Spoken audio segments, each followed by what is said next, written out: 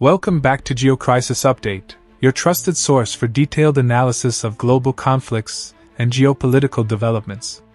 Today, we're exploring a significant development in the ongoing Russia against Ukraine war. Alexander Lukashenko, the leader of Belarus and one of Vladimir Putin's closest allies, recently made a revealing statement that Putin might be regretting his decision to invade Ukraine. This is a fascinating turn of events, as it could signal deeper problems within Russia's war strategy and its broader implications for the global geopolitical landscape. To fully understand the gravity of Lukashenko's statement, we need to first consider the context in which this war began and the strategic goals Putin initially laid out. When Russia launched its full-scale invasion of Ukraine in February 2022, it was framed by the Kremlin as a swift, decisive military operation with the excuse of denazifying Ukraine and protecting Russian-speaking populations in the Donbass region. However, as we know, what was expected to be a quick operation turned into a protracted and bloody conflict that has now stretched on for over 2 years, with no clear end in sight. The human and material costs of this war have been staggering. Russia has suffered tens of thousands of military casualties, while Ukraine has experienced widespread destruction of its cities and infrastructure. Despite these losses, Putin has largely maintained a defiant tone, continuing to justify the invasion as necessary for Russian security and the country's long-term interests. But now, Lukashenko's comments suggest that behind closed doors, even Putin may be reconsidering the wisdom of this decision. Let's dig deeper into Lukashenko's remarks. His suggestion that Putin is regretting the invasion is not just a personal observation, it's a political signal. Lukashenko is a highly strategic player in the post-Soviet space, and he would not make such a statement lightly. It's possible that he is reflecting internal discussions within the Kremlin or conveying a message that Putin himself cannot publicly express. This raises a critical question: why now? What has changed in the dynamics of the war and Russia's broader geopolitical position to prompt such statements? One of the key factors likely weighing on Putin is the realization that the war has not gone according to plan. Early on, Russian forces were expected to capture Kiev within weeks, if not days. Instead, the Russian military was met with fierce resistance from Ukrainian forces, who, with substantial Western military aid, managed to hold off the Russian advance and even push back in certain areas. Over the months, Ukraine's ability to adapt to modern warfare, coupled with intelligence support from NATO, has allowed it to regain critical territory, particularly in the east and south of the country. Russia's military strategy has also been severely hampered by logistical challenges, poor leadership, and morale issues within its ranks. Reports have frequently surfaced of Russian soldiers being poorly equipped, lacking sufficient food and supplies, and being given unclear objectives. This has led to significant desertions and even instances of mutiny. Such disarray within the Russian military has only added to the cost of the war, both in human lives and in Russia's broader strategic standing on the world stage. Meanwhile, the global ramifications of the war continue to mount. Sanctions imposed by Western nations, particularly the United States and the European Union, have taken a serious toll on Russia's economy. Energy exports, long a cornerstone of Russia's economic power, have been heavily restricted, leading to a decrease in revenues and limiting Moscow's ability to fund the war effort. Moreover, diplomatic isolation has left Russia with fewer allies willing to provide meaningful support. This brings us back to Lukashenko's statement, which may also be an attempt to position himself for future developments. Belarus has been deeply entangled in this war from the beginning, providing logistical support to Russian forces and even allowing them to stage attacks from Belarusian territory.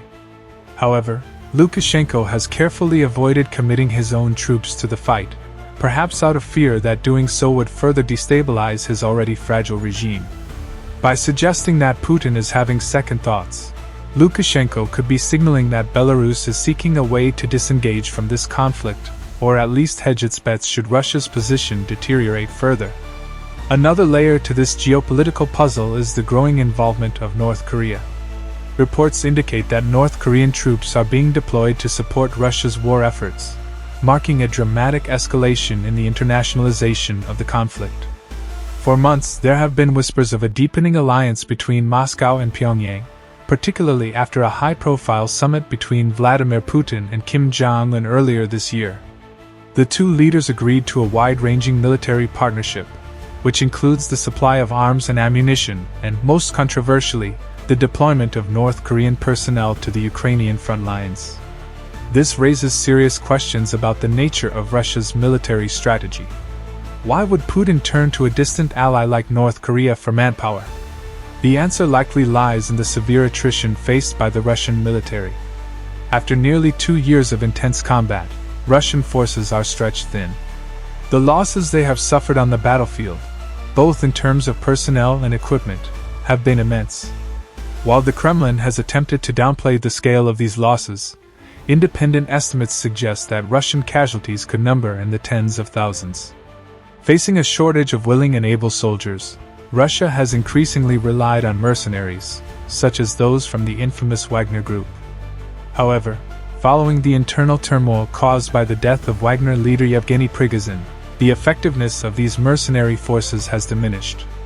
This has left Russia in a precarious position, needing additional troops to hold the territory it has seized, let alone launch new offensives.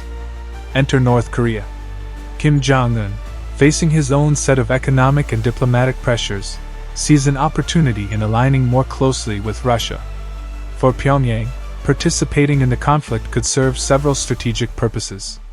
First, it helps North Korea secure vital military and economic aid from Russia, potentially in the form of oil and food supplies, which are desperately needed given the impact of international sanctions on the North Korean economy. Second, it gives Kim Jong-un a chance to flex North Korea's military muscles on the global stage, potentially boosting his regime's prestige at home and abroad.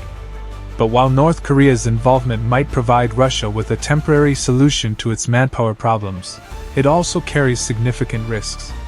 The introduction of North Korean troops could dramatically escalate the conflict, bringing new international actors into the fray. The United States has already stated that it considers any foreign soldiers fighting for Russia to be legitimate targets, meaning North Korean forces could soon find themselves in direct confrontation with Ukrainian and potentially Western military forces. The broader geopolitical implications of this development cannot be overstated. If North Korean soldiers are indeed fighting on the ground in Ukraine, it could set off a chain reaction. China, which has so far maintained a relatively neutral stance in the conflict, could be forced to take a more definitive position. While Beijing has avoided outright support for Russia's invasion, it has also refrained from condemning Moscow's actions, likely out of a desire to maintain stable relations with both Russia and the West. However, if North Korea becomes directly involved, China could be pressured to either back its North Korean ally or distance itself from the conflict altogether, both of which would have serious consequences for global geopolitics. At the same time, the involvement of North Korea could spur greater military assistance to Ukraine from Western nations. We've already seen countries like the United States, the United Kingdom, and Germany provide Ukraine with advanced weaponry, including tanks, artillery, and missile defense systems. But the introduction of a new foreign power into the war could prompt NATO to increase its support even further, potentially leading to the deployment of additional military advisors or even direct military involvement, which would represent a dangerous escalation. As we look ahead, it's clear that the war in Ukraine is entering a new and unpredictable phase. The involvement of foreign actors, such as North Korea, could shift the balance of power on the battlefield and further complicate diplomatic efforts to end the conflict. Meanwhile, Lukashenko's remarks suggest that even within Russia's inner circle, there are doubts about the sustainability of the war. The next few months will be crucial in determining whether Russia can continue to pursue its goals in Ukraine, or if the pressures, both military and economic, will force it to reconsider its position. Thanks for watching GeoCrisis Update. If you found this analysis insightful, don't forget to like this video, subscribe to the channel, and hit the notification bell so you can stay informed on the latest developments in global conflicts and geopolitics. As always, stay aware, stay informed, and we will see you next time.